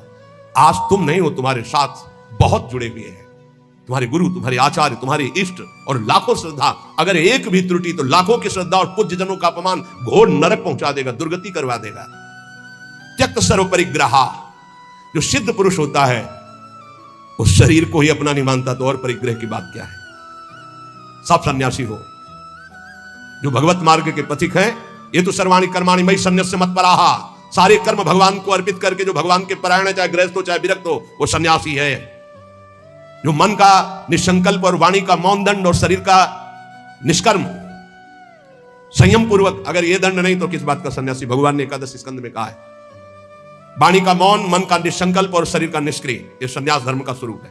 तो निष्क्रिय दो प्रकार से होता है, एक जो कर्म का त्यागी होता है, एक होता है कर्म समर्पण करने वाला। भक्त कर्म समर्पण करने वाला सन्यासी होता है। ये तो सर्वाणि कर्माणि मयि सन्न्यस्य मत्पराः। सब प्रकार के भोग संग्रह सामग्री का अपनापन भाव ना रखना, चाहे गृहस्थी में हो चाहे विरक्ति में हो। गृहस्थी में तो नाथ सकल संपदा तुम्हारी, मैं सेवक समेत सुतनारी। विरक्ति में तो जो हमारे पास मिला है वो साधु सेवा, भगवत सेवा के लिए मिला हुआ भगवत प्रदत्त वस्तु है, अपना अधिकार नहीं। अपने नौकर है, सेवक है, सिर्फ सेवा। अगर अपने सुख के लिए किसी सामग्री का संग्रह कर लिया जाए, अपने भोग की बात वस्तु मान ली जाए, तो वो उसी की दुर्गति कर देगी, ध्यान रखना। और प्रायः गलती हो जाती है, ऐसे नहीं कोई नजर आएगा। जब कष्ट सह रहा होगा साधक तब कोई नजर नहीं आएगा, और जब उसके पास वो वैभव एकत्रित हो जाएगा तो आ जाएंगे। कौन हो आप? तुम्हारे मामा पहचाने नहीं, अभी तक मामा कहां थे तुम भाई, अभी तक कहां? बचना, हम जो प्रार्थना करें उसको अंदर से समझना। जहां मकान बना, जहां वैभव एकत्रित हुआ, तो पूर्व जीवन के रिश्ते नाते संबंधी आके और वहां का अधिकार जताते हैं, और वहां के फिर संबंधी अपना संबंध स्थापित करके उसके अधिकारी बनते हैं, और फिर जिनके लिए आया था फिर उनकी दुर्गति होती है। भी ध्यान रखना, यही की घटना है। वो भक्तमाली जी अंतर ध्यान हो गए, उनकी बात है। वो बता रहे थे कि साधु के भाई आए, तो साधु को कहीं ना कहीं से अर्थ मिलता ही रहता है, साधु सेवा, भगवत सेवा। तो उन्होंने कहा अमुक कार्य है, 1 लाख रुपया दे दो। एक घटना है, कोई कथा नहीं। तो 1 लाख दे दिए। अब जब वो आते तो कहते भाई दे यार 1 लाख रुपया, साधु सेवा वाला ले गए थे। अरे भाई दे देंगे, बड़ी समस्या गृहस्थी में रहती है, आप तो बाबा जी हो, आपको क्या पता गृहस्थी में। अब भाई है तो कह नहीं सकते हो, इतने में उनका शरीर पूरा हो गया। संत भगवान का जानते हो क्या बने थे? श्वान, कुत्ता, आश्रम के बाहर बैठे पिल्ले के रूप में। तो किसी महापुरुष को स्वप्न दिया कि मेरा उद्धार करवा दो, मेरे से गलती हो गई। 1 लाख रुपया अपने भाई को देने के कारण मेरी गति बिगड़ गई, और मैं वृंदावन में ही अमुक आश्रम का हूँ, अमुक अमुक हूँ, सामने बैठा हुआ हूँ, आप आके मुझे देख लीजिए, मैं आपको पहचानता हूँ। तो वहाँ गए तो बहुत हष्टपुष्ट एक पिल्ला बैठा था, पुचकारा और गोद में उठाया। बोले महाराज आप चिंता मत करो, आपका कल्याण होगा। उसके भाई के पास गए और कहा होश में जैसे बने तैसे चुपचाप 1 लाख रुपया मैं ब्याज सहित दो, नहीं हम तुम्हारे पास शासन अपना जब लागू करेंगे तो आप परेशान हो जाओगे। तुम्हारे भाई की दुर्गति हो गई जो महात्मा थे। वहां से पैसा लाए, फिर आश्रम में भंडारा किया, और फिर कुत्ता का कुछ दिनों में शरीर शांत हो गया, वो अपनी गति को प्राप्त हो। समझो, वैभव जहां बढ़े तो संसार के सेवा के लिए वैभव मिलता है, साधु सेवा, गौ सेवा, भगवत सेवा। और घर वाले, परिवार वाले, बिटिया का ब्याह है, हमारे सारे पैदा किया था क्या? मेहनत करो, मांगो, खाओ, जियो। हमारा तुम धर्म भ्रष्ट करने आए हो। वैराग्यवान कभी भूल करके एक सिक्का अपने परिवार वालों को ना दे, नहीं तो नरकगामी होगा। ध्यान रखना, ये हराम का पैसा नहीं है। गृहस्थ जन देते हैं भगवत प्राप्ति में लगे हुए संतों की सेवा के लिए, या श्री जी के लिए, या गौ सेवा, या धर्म सेवा के लिए। परिवार सेवा के लिए कोई कह के दे तो बात अलग है, कौन देता है परिवार सेवा? इसलिए किसी भी सामग्री को अपनी ना मानना, त्यक्त सर्व परिग्रह, ये भगवान का आदेश है। सिद्ध पुरुष में ऐसा नहीं होता, वो अपना ना शरीर ही मानता है ना कोई वस्तु मानता है। लेकिन साधक के बाद ध्यान रखे, उसके पास जो भी भगवत प्रेरित सामग्री आई है वो अपने लिए नहीं, सेवा के लिए आई है। ठाकुर सेवा, संत सेवा, भगवत सेवा, समाज सेवा। जो भोग बुद्धि से अपने लिए संग्रह करता है उसकी बुद्धि भ्रष्ट हो जाती है और पतित हो जाता है। बस ये बात है, अपने लिए नहीं।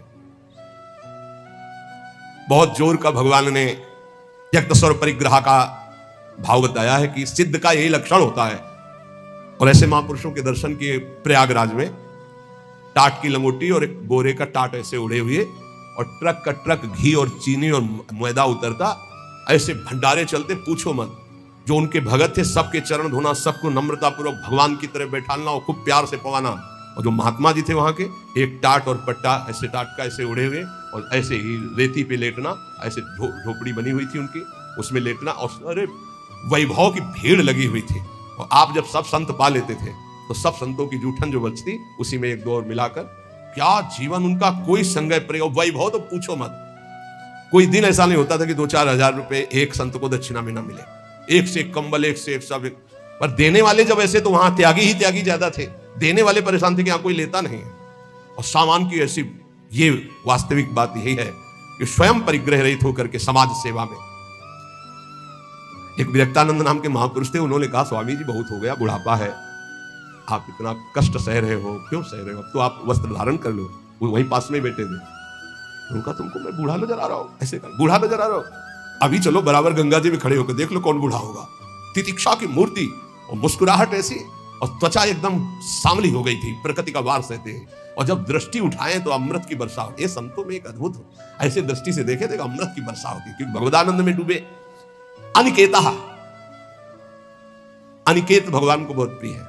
अनिकेत, जिसके रहने के वास में ममता नहीं है। अनिकेत का मतलब जिसके घर नहीं, ऐसा नहीं। ये भी रहने का वास है और ये भी रहने का वास है, अपना नहीं है। बिल्कुल ऐसे समझो जैसे स्टेशन में रह रहे, गाड़ी आई चल दिए, स्टेशन में नहीं बैठे, खा रहे हैं, पी रहे हैं, बात कर रहे हैं, पढ़ रहे हैं, पर अंदर से क्या चल रहा है? हमारी गाड़ी आने वाली है, अमुक प्लेटफार्म में आएगी, वही इंतजार कर रहे हैं। बस हम मानो वृंदावन राधा के निकुंज प्लेटफार्म में बैठे हुए हैं, हमारी गाड़ी निकुंज वाली आने वाली है, बिल्कुल तैयारी में बैठे हैं। अपनी अटैची फिट है राधा नाम की, वो पास बना हुआ है निज मंत्र निकुंज का। बस आवे गाड़ी और चल दी। राधे श्याम भी कहने की फुर्सत नहीं इस गाड़ी में, इतनी रफ्तार की गाड़ी है कि अच्छा भैया ऐसे नहीं है, बस चल दिए। बस ऐसी तैयारी में रहो। यहाँ राधा के कुंज में कैसे रहना है? स्टेशन में जैसे रहना है। ये ना किसी का था, ना है, न रहेगा। बस समय गुजारो और श्री जी के पास चलना। अनिकेता, रहने के स्थान में ममता रहित होना। निराशी, सिद्ध पुरुष में कोई आशा नहीं होती, और साधक को आशा, कामना, स्पृहा और वासना, इसका त्याग करना पड़ता है। आशा किसी से नहीं, कामना कोई नहीं, स्पृहा कहते हैं कि कम से कम इतना तो चाहिए ही, ये भी नहीं, और वासना जो अंदर अंतःकरण में दबी होती है, इन सबको सहना है, सहने से ही मिटता है। बोले इतनी व्यवस्था तो होनी चाहिए। क्यों होनी चाहिए? हरि की इच्छा है कि इतनी भी ना हो तो उसमें राजी है, जोई जोई प्यारो करे सोई मोई भावे। हमें लगता है 25 वर्ष तो कुल्ला नहीं किया होगा। 25 वर्ष वो जो होता है ना, पेस्ट और मंजन या कुछ नहीं। जीवन को भगवदानंद में डुबोने के लिए पेस्ट लेके थोड़ी घुमा जाता है, कोलगेट इसके लिए से कहां रखा है? अरे इतना गुड़ मिल जाए और एक कमंडल गंगा जल चला जाए, बड़े भाग्य की बात। निराशी, इतना चाहिए ये भी नहीं होना चाहिए, इतनी तो आवश्यकता है ही हमारे जीवन के लिए नहीं। यही वृंदावन की कह रहे, पीछे से सब चला फटा था, राधा वल्लभ जी के दर्शन कर ले गए। एक ओमवती मैया नाम की विरक्त संत थी, राधा वल्लभी, पता नहीं भगवान लोग विराजमान है या श्री जी की सेवा में गई, और दष्ट पुष्ट ऐसे बैठती थी। आए बाबा, तो ये समझ में ना आवे, तेरा अचला फटा है, तुमका समझ में तो आवे, लेकिन समझ तब हो ना जब रुपया हो हमारे पास, तो कुछ है नहीं, जैसा श्री जी दिए वैसा ले। सच्ची बाबा, हाँ भैया, तत्काल गए मार के लाई दो, वो देर लगती वहीं बदल के बाद कि जिसको फिक्र है वो करो। हमारे पास जो है जैसे है निराशी, आशा भी नहीं कि इतना तो चाहिए ही, अगर वो भी फटके गिर जाए तो बाबा जी तो बाबा जी, भगवत आश्रित है। दिगंबर, दिग माने दिशाएं ही, अंबर माने वस्त्र, जिसका वस्त्र दिशाएं हैं। चलो व्यवस्था है तो पहले, नहीं है तो हमारी दिशाएं ही वस्त्र है, दिगंबर। और इसकी भी ट्रेनिंग हुई है काफी, कई महीने इसकी भी हुई, संन्यास में इसका भी संन्यास दिया ही जाता है दिगंबर करके। निराशी, ये सच्ची मानो, कोई आशा मत रखो, जिस समय जैसी व्यवस्था हरि करे उसी में राजी रहो। बाहर से भोग सामग्री में अपनापन नहीं हो, अंदर से किसी भोग सामग्री की इच्छा भी ना उत्पन्न होने पावे, उसे निराशी कहते हैं। ऐसा महापुरुष शारीरम केवलम कर्म कुर्वन् नाप्नोति किल विषम, वो केवल शरीर संबंधी कार्य करता हुआ भी पाप को प्राप्त नहीं होता, क्योंकि आशा, कामना, स्पृहा, वासना, ममता रही जो महापुरुष है। इसीलिए कहा गया महापुरुषों की केवल बात के अनुसार उनके जो आचरण हो वो मानो, सब आचरण उनके अनुकरणीय नहीं होते, क्योंकि भगवान यह कह रहे शारीरम केवलम कर्म कुर्वन् नाप्नोति किल विषम, वो शरीर संबंधी ही केवल कर्म करता हुआ पाप को भी नहीं प्राप्त होता है। जैसे श्रीमद् राधा सुधानी दी, कर्माणि श्रुति बोधितानि नितराम कुर्वन्तु मा गूढ़ाश्चर्य रसास्त्रगादि विषयान् गृह्णन्तु मुञ्चन्तु वा। हमें महापुरुषों का अनुकरण नहीं करना, उनकी उपदेश से जो उनके आचरण मिले वो बात हमें माननी है। नाप्नोति किल विषम, उनको कभी कोई पाप स्पर्श नहीं कर सकता, वो जन्म मरण रूपी बंधन से मुक्त हो चुके हैं, वो आशा रहित है, उनका किसी से संबंध नहीं है, इसलिए शरीर से जितने कर्म होते हैं वो सब अकर्म बन जाते हैं और उनको फल नहीं देते हैं। जो सिद्ध महापुरुष है उसके द्वारा जो भी होता है वो अकर्म हो जाता है। जैसे श्री भगवान सब कुछ करते हुए भी कभी बंधन को प्राप्त नहीं होते, भारी से भारी युद्ध कर रहे हैं, भारी से भारी व्यवहार में देखे गए, भारी से भारी प्रियता में देखे, कभी कुछ।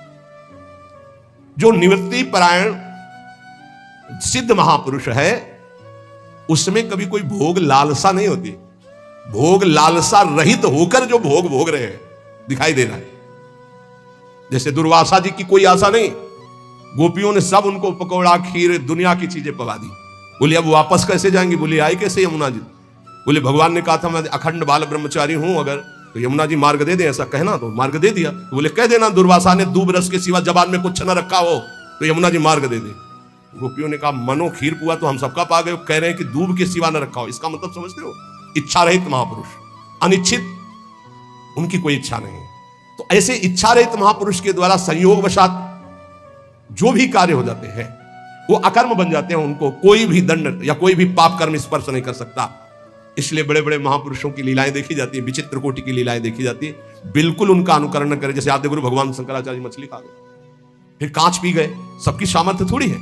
बहुत एक सिद्ध महापुरुष थे कूटस्थ स्वामी, उनका नियम था खप्पर ऐसे कर दो, जो डाल दोगे वो पालेंगे, जो डाल दोगे। तो कुछ उपद्रवी गांव के लोग थे, जब पता चला कि ऐसे नियम वाले हैं तो सीधे कोबरा को पकड़वाया, जो बीन बजाने वाले लोग होते हैं उनसे पकड़वाया और काट करके सीधे जहर सहित रांधा उसको और उनके खप्पर में डाल दिया। ब्रह्मार्पणम ब्रह्मवीर ब्रह्महंगनो ब्रह्मणाहुतम ब्रह्मयुति गंतव्यम ब्रह्म के इन समाधिना, तत्काल उसको अर्पित करके पूरा पा गए ब्रह्मबोध संपन्न महापुरुष से। तो वहां के लोगों ने पूछा ये तो अभक्ष्य पदार्थ था। बोले तुम्हारी दृष्टि में, हमारी दृष्टि में भिक्षा थी। फिर एक ने उपद्रव किया, आकर के मदिरा डाल दी उसमें खप्पर। तो मुस्कुराए, उन्होंने कहा यहां तो कोई फर्क नहीं पड़ने वाला, पर तुम्हारी नरक की जो है गति पक्की हो रही, तुम भिक्षा में एक साधु को क्या दे रहे हैं? तो तत्काल वो खप्पर से लेकर के ढेका दी। सिद्ध महापुरुषों की। अब फिर उन्हीं की बात, एक दिन वो पेड़ के नीचे बैठे थे, किसी गांव में चोरी करने जा रहे थे चोर। उनसे पूछा कौन हो तुम? कुछ नहीं बोले। कौन हो तुम? कुछ नहीं। खूब लात और डंडों से मारा। सुबह जब लोग आए तो पड़े, तो घाव उनके देखे, डंडे दे। स्वामी जी किसने मारा? पता नहीं किसने मारा। बोले आपको दुख नहीं है? बोले क्यों दुख है? खप्पर में जो आया सो खा लिया, सो शरीर में जो आया उसे भोग लिया। सिद्ध पुरुषों की नकल थोड़ी कर सकते हैं, वो तो स्थिति प्रज्ञ महापुरुष है। शिव जी हलाल जहर पी गए, सब पी जाएंगे क्या? तो यहां कह रहे हैं कि उपासक को चाहिए कि महापुरुषों के जो वचन से आचरण मिले उनके अनुसार चले। निवृत्ति परायण साधक सदैव महापुरुषों के वचनों का अनुगमन करे, उनके विरुद्ध आचरण, निरर्थक आचरण, प्रमादयुक्त आचरण कभी न करे, तो वो भी सिद्धावस्था को प्राप्त हो जाएगा। व्यवहार का प्रवेश गुरु शिष्य के बीच में नहीं, हर समय वही मन इंद्रियों के आज्ञा के अनुसार चलना, वही भोगों में रत रहना, वही सांसारिक चिंतन, वही रुपए का चिंतन। क्या अंतःकरण से चिंतन करने पर पता नहीं चलता कि तुम्हारी स्थिति कहां है? तुम रोज अवहेलना कर रहे हो, रोज मन में ठेस पहुंचा रहे हो, तुम्हें पता नहीं। और हम तुम्हें ठेस नहीं पहुंचा रहे, हम तुम्हें उद्देश्य में पहुंचा रहे हैं। हमारे और तुम्हारे संबंध का उद्देश्य है भगवत प्राप्ति, और वो हमारी आज्ञा का पालन करने से होती, ना कि हमारे माथा पूजने से। ध्यान रखना, इस शरीर के पूजन से तुम्हें परम पद नहीं मिलेगा। यहां से जो आवाज निकल रही उसको पकड़ो, इससे परम पद मिल जाएगा। शरीर को तुमने गुरु मान लिया और उनके वचनों की अवहेलना करते हो, क्या होगा इससे? आज्ञा पालन ही सबसे बड़ी से आज्ञा सब न सो साहिब सेवा, चिल्ला चिल्ला के कहते हैं। ये 4 रुपए की सामग्री लेकर आ गए, तुम समझते हो इससे जन्मदिन बन जाएगा या गुरु पूजन हो जाएगा? मनमानी आचरण करो, जानते हो गुरु देख नहीं रहा। चाहे तुम लाखों कोस दूर हो, शिष्य बने हो, आज्ञा का पालन। 4 बातें सबको बताते हैं नियमावली में। पहला, जितनी संख्या गुरु मंत्र की दी है उसका निरंतर ध्यान रखते हुए उसका पालन करो। दूसरा, आचार्यवाणी का पाठ नित्य होना चाहिए। तीसरा, अभक्ष भोजन का त्याग होना चाहिए, और मन की वृत्तियां और बाहर के व्यक्ति के कुसंग का त्याग। 4 आज्ञा होती है, इसी में पूरा जीवन आपका मंगलमय हो जाएगा। मानता है कोई बिरला ही ऐसा होता होगा जो गुरु आज्ञा पर चले। गुरु आज्ञा ही पूजन है, गुरु आज्ञा ही सेवा है। व्यवहार का प्रवेश गुरु शिष्य के बीच में नहीं है। आज जगत में गुरु शिष्य का संबंध केवल व्यवहार का माना जाता है। नहीं, जो जितनी आज्ञा में चले वही प्यारा शिष्य। भोगों का महत्व रखने वाला कोई गुरु नहीं होता, और भोगों को देने वाला कोई अहंकार करके वो शिष्य नहीं होता। शिष्य के पास कुछ है ही नहीं गुरु के देने के लिए, क्योंकि उसने सर्वस्व अर्पित कर दिया, वो सेवक मात्र है। सकल समर्पण प्राण धन। गुरुदेव का है, आज्ञा करे तो प्राण दे दूं, तो मेरा क्या है? और गुरुदेव जो तत्व के ज्ञाता है, वो माया रचित वस्तु पदार्थों में प्रियता रखते हैं क्या? अभी समझे ही नहीं गुरु शिष्य के संबंध को। गुरु निरपेक्ष, शिष्य आसक्त गुरु पर। वो बड़े अभागी हैं जो गुरु से व्यवहार की याचना करते हैं, हमारी तरफ अनुकूलता प्रदान करते हुए अपना मानिए हमें। दुर्भाग्य है उनका। सद्भाग्य है जो गुरु के निरपेक्ष होने पर गुरु के अनुकूल रहते हैं।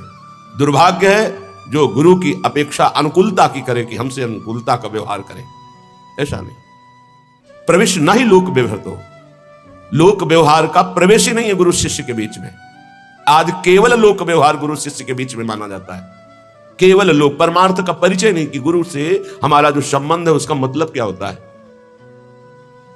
सेवक जी महाराज कह रहे हैं, इस रस की प्राप्ति के लिए प्रथम सेवो गुरु के चरण, जिनिया धर्म कहो सब करन, नाम प्रताप बताइयो। जो हरिवंश नाम अनुसरहो, निष्दिन गुरु को सेवन करहो, सकल समर्पण प्राण धन, गुरु सेवा तज करे जबानी, यह अधर्म यह सब हानि, कान न रसिकन मेरा है। यहां कह रहे गुरु नाम अन्यथा, अन्यथा कर दो उनकी बात को, यदि नाम रूप लीला धाम से बिलक करते हैं। बस ये बहुत जोर की बात समझनी। एक संत भगवान आए थे हिमालय की तरफ से। उन्होंने कहा कि कबीर साहब ने कहा है गुरु करे 10 पांचा। महापुरुषों के वचन उपहास में भी कभी, विनोद में भी कभी असत्य नहीं होते। तो आपका इसमें क्या भाव है? कि गुरु करे 10 पांचा, उनको पूरा दोहा याद था, हम तो इतने शब्द केवल याद किए। गुरु करे 10 पांचा, 10 5 अर्थात जब तक हमें विश्राम ना मिले तब तक हमें आगे बढ़ते रहना चाहिए। जिनके वचन से, जिनके दर्शन से, जिनके संभाषण से हमारा हृदय परमानंद स्वरूप प्रभु में आकर्षित होकर दोष रहित हो रहा है, वही गुरुदेव हैं। जहां से हमें भागवतिक शिक्षा मिल रही वही गुरुदेव हैं। अनुकूलता को गुरुदेव नहीं माना जाता। आज का उपासक अनुकूलता चाहता है। हम तुम्हें अच्छा अच्छा खाने को देंगे, पैसे देंगे, कपड़ा लत्ता देंगे, तुम भजन करो, मेरे अनुकूल बने रहो। ऐसे गुरुदेव नहीं होते। धज्जियां उड़ा देते हैं अहंकार की। कैसे गुरुदेव होते? पीपाजी महाराज राजा हैं, पहुंचे दीक्षा लेने के लिए। पार्षद खड़े हैं श्री स्वामी रामानंदाचार्य जी के। अंदर प्रवेश नहीं कर सकता कोई बिना स्वामी जी की आज्ञा की, अनुमति के। स्वामी जी महाराज, पीपाजी महाराज आए, उन्होंने कहा कह दो राजा पीपाजी आए हैं, आपके दर्शन करना चाहते हैं। क्या जरूरत है इन राजाओं की, कह दो जाओ यहां से। गए और कहा स्वामी जी महाराज का ऐसा आदेश है। वो सच्चे शिष्य थे, उनका कोई त्रुटि हो गई हमसे। राजा और राजपना और वैभव, ये त्रुटि हुई, सब हटाया, साधारण वस्त्र पहने और दरबार में फिर कहा नीच अधम पीपा आया है, पूज्य महाराज जी से कह दो श्री चरणों के दर्शन करना चाहता है। सेवक वापस आता है, स्वामी जी की आज्ञा, यहां खड़े क्या कर रहे हो, वो कुआं है उसमें गिर के मर जाओ, जाओ। चल पड़े। सेवक बताता है, स्वामी जी बिल्कुल कुआं के नजदीक पहुंच गए, अब बस गिरने ही वाले, रोक लो उनको। ए रुक जाओ, स्वामी जी का आदेश है, कदम लो, वापस आओ, चलो स्वामी जी के दर्शन करें। वो सदैव पर्दे में रहते थे, स्वामी श्री रामानंदाचार्य जी पर्दे से बात करते, जब तक अधिकारी नहीं तो पर्दा नहीं हटाते थे। अगर बात भी करेंगे तो पर्दा लगा के करेंगे, आप डायरेक्ट उनको नहीं देख सकते। स्वामी जी महाराज ने पर्दा हटवाया, क्यों? क्योंकि राज्य का अहम त्यागा और प्राणों का मोह त्याग दिया, अब शिष्य बनने का अधिकारी है। जाओ, अभी गुरु मंत्र नहीं देंगे, हम आकर देंगे तुम्हारे राज्य में स्वयं आकर। जी, आज से हमारा जीवन आपके चरणों में समर्पित है, जब उचित समझना तब आकर कृतार्थ कर देना। ये समर्पण यहां व्यवहार का समर्पण माना जाता है। गुरु हमारे अनुकूल चले, हमारा व्यवहार कर स्वीकार करें। प्रवेश ना ही लोक व्यवहार, हो गुरु शिष्य के बीच में लोक व्यवहार का प्रवेश नहीं है, सिर्फ परमार्थ का संबंध है। बोले गुरु पूजन करना है, गुरु पूर्णिमा है या अमुक उत्सव है। गुरु पूजन किसे कहते हैं? चंदन लगा दिया, माला पहना दिया, कुछ भेंट रख दिया, फल फूल रख दिया, इसे व्यवहार कहते हैं, पूजन नहीं कहते। ये व्यवहार है। और प्रवेश नहीं लोक व्यवहार, तो गुरु शिष्य के बीच में व्यवहार का प्रवेश नहीं है, तो पूजन किसे कहते हैं? पांचों ज्ञानेंद्रियां, पांचों कर्मेंद्रियां और अंतःकरण चतुष्टय आपकी आज्ञा में रहेगा, पूरा समर्पण आपका, सकल समर्पण, प्राण धन, गुरु सेवा। क्या हमारी इंद्रियां, हमारा मन, हमारा प्राण आपके चरणों में समर्पित है। जो आज्ञा करोगे वचनम करिष्येत, मैं वही करूंगा जो आप आज्ञा करोगे। यह है पूजा, और ऐसी पूजा करने वाले शिष्य को श्री जी की प्राप्ति होती है, भगवत तत्व का बोध होता है। लेकिन प्रायः मनमानी आचरण करे, किलो 2 किलो आकर फल चढ़ा दे, 1-2 लाख रुपया चढ़ा दे, खूब वस्तुएं भेंट कर दे, सोचे गुरु को प्रसन्नता हो जाएगी। तो जो गुरु नहीं है उसको प्रसन्नता हो जाएगी, जो गुरु है उसको प्रसन्नता नहीं होगी। गुरु आ ब्रह्म घुनान लोकान पुनरावर्तिनो अर्जुन, ये ज्ञान है उनको। आ ब्रह्म स्तंभ पर्यंतम सर्वम मायामयम जगत, ये ज्ञान है उनको। तो इन भेंट और वस्तुओं से जो प्रसन्न होते हैं वो गुरु नहीं होते। गुरु प्रसन्न होते हैं शिष्य जब परम मंगलमय भगवान के नाम रूप लीला धाम में आसक्त हो जाए, क्योंकि हर गुरु का कर्तव्य है शिष्य को परम पद में आरूढ़ करना। अगर ऐसा नहीं तो शिष्य का त्याग कर दे, अगर ऐसा नहीं तो कह रहे गुरु नाम मन्ने था, गुरु बलि तजेव कंत ब्रज बनितन भे मुद मंगलकारी। यह अध्यात्म है, परमार्थ है, डरने की जरूरत नहीं। अपराध मत करना, भगवत विमुख मार्ग में हमें कदाप कदम नहीं रखना, चाहे कोई भी हो। नाम रूप लीला धाम, ये इनकी जय जयकार है अनंत ब्रह्मांडों में, महर्षियों में, ब्रह्म ऋषियों में, बड़े बड़े ज्ञानियों में, योगियों में, भक्तों में, सर्वत्र पाया गया है। और जहां ये नहीं है तो कुछ नहीं है। चाहे कोई कितना भी बड़ा ज्ञानी हो, भगवत आराधना करते पाया गया है। वो अपने आत्मस्वरूप श्री हरि का चिंतन, हरि का गुणगान करते पाया गया है। इसलिए जो गुरु धाम नाम रूप लीला इनसे विलग कर दे तो कह रहे हैं मन्यथा, उनके वचनों को अन्यथा कर दो। प्रवेश नहीं लोक व्यवहार, तो क्योंकि गुरु और शिष्य के बीच में व्यवहार का प्रवेश नहीं है, शुद्ध परमार्थ, उनकी आज्ञा पर चलना। समय को सर्वत्र से हटा करके एकमात्र नाम और मंत्र में लगाना, यह गुरु की आंतरिक इच्छा होती है। लेकिन ये बहिर्मुख समय को काटने के लिए व्यवस्था करते कि मेरा समय कैसे कटे, इसलिए व्यवहार की व्यवस्था, व्यवहार की स्थापना करते हैं। व्यवहार परमार्थ से विमुख करने वाला होता है। परमार्थ में स्थित महापुरुष व्यवहार को भी परमार्थ बना लेता है, लेकिन व्यवहारिक व्यवहार में ही फंसा रहता है, परमार्थ को नहीं जानता है। हम महापुरुषों की होड़ नहीं कर सकते कि वो महापुरुष व्यवहार में लग गए हैं तो हम भी व्यवहार में लग जाए। वो व्यवहार में नहीं लगे, वो परमार्थ को व्यवहार में उतारा और व्यवहार को परमार्थ बना दिया। और आप व्यवहार से व्यवहार में ही हैं, परमार्थ का बोध नहीं है, तो आपका गुरु के वचनों में प्रवेश नहीं है, समझ नहीं पाएंगे। कुछ लोग समझते हैं कि हम कुछ गुरु को दे करके और संबंध की पुष्टता रखते हैं। गुरु को क्या देना है? तुम क्या समझते हो गुरु को? भिखमंगा जानते हो क्या? नहीं माना क्या गुरु साक्षात परब्रह्म? जब परब्रह्म माना है तो कुछ देकर तुम उन्हें प्रसन्न कर सकते हो। वो कुछ लेने वाले हैं, अरे वो सर्वस्व देने वाले हैं, अपना जीवन, अपना प्राण, सर्वस्व मंत्र दे दिया, उनको तुम क्या दोगे? कितने गुरुद्रोही हो। उनके वचनों की अवहेलना करके मनमानी व्यवहार की स्थापना, व्यवहार में चलना। अरे जहां श्री जी हैं वहां पहुंचाने के लिए गुरुदेव हैं, तब भगवत मार्ग का प्रकाश होता है। इसलिए श्रीपाद कह रहे हैं जो नाम रूप लीला धाम से विलग कर दे। बड़ी विडंबना है जीव की, बड़ी विडंबना है। देहाभिमानी जीव पुजवाना चाहता है, भांटगिरी गुरु से करवाना चाहता है। भांटगिरी का समझते हो? अरे वाह भाई वाह, इनके जैसा, प्रिया जैसा कोई नहीं, लाल जैसा कोई नहीं, प्रिया लाल जैसा कोई नहीं। तुम्हारे जैसे मच्छर अनंत ब्रह्मांडों में पैदा होते हो, मरते मिटते रहते हैं। भगवान का दास तुम्हारी भांटगिरी करने के लिए नहीं आया, वो भगवान का भाट है, वो भगवान का जस गाता है। मच्चित्ता मदगत प्राणाबोधयंता परस्परम कथयन्ति च माम नित्यम तुष्यन्ति च रमन्ति च। अगर हम सब अपनी मर्यादा में स्थित रहे तो कौन ऐसा जगत में जिसका मंगल ना हो सके। हमें अपनी मर्यादा भूल गई, हम विषयों को प्रिय मानने लगे, विषय दाता का भांटगिरी करने लगे, वाहवाही करने लगे। इसीलिए उनका अर्थ के प्रति ममत्व, भोगों के प्रति ममत्व और दृढ़ हो गया कि जब ये हम गुरु जी के देते तो गुरु जी मुस्कुरा देते। जबकि उल्टा होना चाहिए कि गुरु की दृष्टि पड़ते ही पता चलना चाहिए मैं किसी काम का नहीं गुरु के। अगर मंत्र नहीं, नाम जप नहीं, साधना नहीं तो गुरु की मुस्कुराहट नहीं। ये मार्ग है परमार्थ का।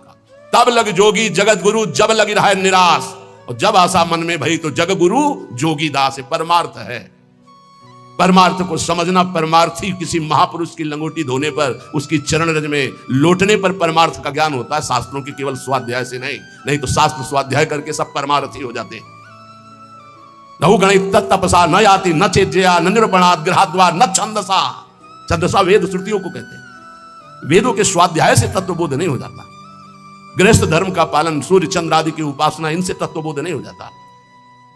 नहीं जलाग्नि सूर्यो तो कैसे होता है? बोले बिना महात्पाद रजो विषेकम, महापुरुषों की चरण रज में लौटने से। कल कुछ विरक्त जन आए, उन्होंने कुश चढ़ाया, इतना सुख मिला कि जैसे पूर्व स्मृति की उपनिषदों में जब जाते हैं विरक्त जन गुरुजनों के पास तो दुर्वांकुर और कुश अंकुर लेके जाते हैं। बड़ा सुख मिला कि आज पहली बार किसी ने भेंट चढ़ाई अकिंचन भाव से, और प्रियाजू का जस, प्रियाजू के और वैदिक मंत्रों का उच्चारण, हृदय से उनका आदर करने का भाव। आज हम केवल महत्व बुद्धि, अर्थ में केवल दिमाग में रुपया, केवल दिमाग में भोग सामग्री, परमानंद प्रदान करने वाला यह अध्यात्म, ब्रह्मा तक के वैभव को भी ये वमन और विष के समान अनुभव कराने वाला अध्यात्म आज अर्थ प्रधान बुद्धि कर दिया कलयुग ने। अर्थ प्रधान बुद्धि। श्रीपाद 500 वर्ष पहले कह रहे हैं, जिसके संग से प्रिया प्रीतम का रंग, नाम रूप लीला धाम का रंग चढ़े, अगर कोई इनसे बिलक करे अन्यथा, उनकी आज्ञा का गुरु नाम अन्यथा, उनकी बात अन्यथा कर दो। क्योंकि गुरु शिष्य के बीच में व्यवहार नहीं, परमार्थ का है। परमार्थ समझना ही नहीं चाहते, समझना ही चाहते। बोले बिना गुरु मंत्र के कल्याण हो जाएगा? ये राधा नाम बोल रहे हैं माइक से, तुम्हें गुरु मंत्र नहीं समझ में आ रहा है? अगर राधा राधा और सच्चे आचरण करोगे तो सब अपने आप मिल जाएगा। लेकिन नहीं, आपको केवल पास दिखाना है कि हमको ये मिल गया, हमको ये मिल गया, है कुछ नहीं, कुछ नहीं। क्यों? पाए रतन चीन्हो नहीं दीन्हो करते डारी, ये माया श्री कृष्ण की मोहे सब संसार। हाय हाय जिसमें रुपया पैसा भोग सामग्री, उसी में फिर हाय हाय। क्या संसार का त्याग किया, क्या अंदर से राग का त्याग किया, कौन से अनुराग के मार्ग पर कदम तुम्हारे बढ़े, ये साधक को ध्यान रखना चाहिए। यहां व्यवहार की कोई सत्ता नहीं, यहां परमार्थ को ही प्रधान मानना संबंध होता है गुरु शिष्य का। कुटुंबाद्ये दीने द्रवन कृपया नो भवसितो, सकृत स्नेह वृंदावन मनुहठान निस्सर सखे। हे सखे, हे मित्र, ये परिवार के लोग जब तुम परमार्थ में चलने के लिए कमर कसोगे तब ये 2 वचन बोलेंगे, एक तो दीन वचन और एक कटु वचन। दीन वचन, बहुत तुम भजन करने लगे हो, देखो आज से तुम्हें हमारी कसम है, अगर तुम माला जपोगे ना तो फिर ध्यान दीजिए, हम आपके बिना जी नहीं सकते। दीन वचन, ऐसे प्रियता के वचन, भगवत मार्ग में।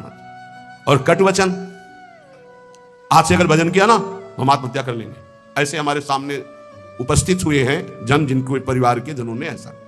हाँ, कभी ये शराब पीने गया तुमने मना किया, कभी व्यभिचार करने गया कहा कि आज से अगर कभी व्यभिचार करोगे तो फांसी लगा लेंगे, कभी नहीं। माला लेकर अगर सत्संग सुनना शुरू किया, भजन शुरू किया तो तुम परिवार हो उनके। तुम्हारे जैसा दुश्मन और कौन हो सकता है संसार में? जाके प्रिय राम वैदेही तजिए ताहि कोटि बैरी सम जद्य परम स्नेही। अगर परमार्थ में कमर कसा है, गुरु चरणों का आश्रय लिया है, तो ये शब्द कान में बैठा लो। केवल माया, सत्य सच्चिदानंद प्रभु सबके हृदय में, उन पर दृष्टि रखो और उनको प्यार करो, और बाहरी शब्दों का कोई आदर नहीं। कुटुंबाद्ये दीने द्रव न कृपया, द्रवित मत हो जाना इनके वचनों में और भयभीत मत हो जाना इनके वचनों में, कुछ नहीं होता। ये मायाकृत केवल बातें हैं, फिर सब वैसे ही राग रंग में मगन रहते हैं। एक अकेला लड़का जब बाबा जी बना उसकी माँ ने अपने पुत्र से कहा कि तुम्हारे पिता का दिल फेल हो जाएगा ऐसी स्थिति में, न खाना न पीना न बोलना न चलना, क्योंकि सारा का सारा अर्थ उन्होंने अपने बेटे की ही उन्नति के लिए कमाया था, पढ़ाया लिखाया था। हमारा तो कोई बस नहीं होता, हम तो केवल रास्ता बताते हैं, चलना तो आपको होता है। तो उसने कहा आप पधार जाओ या पिता पधार जाए, जो हमारे गुरु की आज्ञा है, जिस तरह हमारे कदम बढ़ गए कदम पीछे नहीं। बहुत आनंद से हैं दोनों, कुछ नहीं होता। ये माया केवल अपना आकर्षण करके तुम्हें परमार्थ से गिराने की बात करती है। तो कुटुंबाद्य दीने द्रव न कृपया, तुम कभी द्रवित मत हो ऐसे मोह वचन सुन करके, क्योंकि तुम आए हो केवल अपना काम बनाने के लिए, तुम्हारा यहां कोई नहीं। जाओगे तब तुम्हें पता चलेगा, तुम्हारे साथ कोई नहीं जाएगा। मन पछितई है और सर बीते, सुत बनितादि जान स्वार्थ रतन ना करुणे सबीते। इन शरीरों से प्रेम मत करो, शरीरों में बैठे हुए गोविंद से प्रेम करो। गोविंद को नहीं जानते हो तो जानने की कोशिश करो। शरीरों को तुम जान नहीं पाए, कब कैसे कहां नष्ट हो जाएंगे कोई भरोसा नहीं इनका। जिनको तुम प्रिय पुत्र मानते हो, पति मानते हो, पत्नी मानते हो, वो गोविंद ही अंदर बैठा हुआ है और वो अंतर ध्यान हो जाएगा तो तुम इन शरीरों को आग लगा दोगे। तुम इन शरीरों को प्यार करते हो, पर प्यार करते हुए भी नहीं करते। तुम उस अव्यक्त परमात्मा को प्यार करते हो जो सबके हृदय में बैठा है, पर उसे जानते नहीं हो, उसे मानते नहीं हो, इसलिए दुर्गति को प्राप्त हो रहे हो। नो भवश, अब ये संसार में डूबने का अवसर नहीं है, निकलो। बिल्कुल सत्य बात सुन। संसार से निकलने के लिए नहीं कि घर छोड़कर बाबा जी बन जाओ। बाबा जी बनने से परम पद थोड़ी मिल जाता है। भजन करने से, वैराग्य से बाबा की कोई साधारण समझ में, इसको देखो संत बनना कोई खेल समझ रहे हो? इन पूछो बच्चों से, जो नौजवान बच्चे हैं कि ऐसे जैसे आग में रख दिया जाए ऐसे जलते हैं, तुम क्या जानो? क्योंकि उसी मार्ग में चले तो हमें पता है। ये अवस्था 18, 20, 22, 24, 30 ये आग की अवस्था है। इस आग में ब्रह्मचर्य रह रहे हैं, इस संयम से रह रहे हैं, कोई मनोरंजन नहीं, किसी से मिलना जुलना नहीं। प्रणाम है, भगवान की बड़ी कृपा है इनके ऊपर, जो अपने धर्म में टिके हुए लक्ष्मण रेखा के अंतर्गत जीवन को समर्पित किए हुए। अब कुछ बने न बने, पक्का विश्वास करो, वृंदावन में बैठे हो बस ऐसे ही रेखा के अंदर रहना, और श्री जी ना मिल जाए तो मुझे बताना कि हम तुम्हें वहीं मिलेंगे। पक्का जाके व्यवस्था हमें को तो करनी है, तुम्हें चिंता नहीं करनी। बस लक्ष्मण रेखा के सच्ची कह रहा हूं, मंदिर में चढ़ के कसम खवाई जाती है, हम वृंदावन में चढ़ के बैठ के बोल रहे हैं। अगर लक्ष्मण रेखा के अंदर रहे, गुरु आज्ञा के अंतर्गत, तो तुम गिरो चाहे खड़े हो, इससे हमें मतलब नहीं है। रहना लेखा के अंदर, यहां ये नहीं कि गिर गए तो नहीं। अवगुण करे समुद्र सम गणत न अपनो जान, राई के सम भजन को मानत मेरु समान, ऐसी लाडली के शरणागत है। ए वृंदावनी प्रभाव सुन अपनो ही गुण देत, जैसे बालक मलिन को मात गोद भर लेत। माँ ये नहीं देखती कि बालक सोच लपेटे है, माँ देखती सिर्फ बालक है मेरा, दूसरे देखते सोच लपेटे। ऐसे ही इष्ट और गुरु का अनंत माताओं जैसा दुलार होता है, बस आप उनकी आज्ञा पर बने रहना। राई के सम भजन को मानत मेरु समान, एक राई छोटा दाना होता है, इतने भजन को सुमेर पर्वत के समान मानती हमारी लाडली जू, और समुद्र के समान अपराध बन जाए तो मानती ही नहीं कि अपराध हुआ। इसीलिए हम कह रहे राधा राधा बोलो। महारानी की करुणा के आगे कोई सिद्धांत नहीं चलता, प्रीति न काहू की कान विचारे। महारानी आज्ञा कर देंगे तो महाराज दस्तखत किए ही बैठे हैं, पक्का समझ लो। महाराज की कलम वहीं चलती जहां महारानी के नेत्र होते हैं, ध्यान रखना।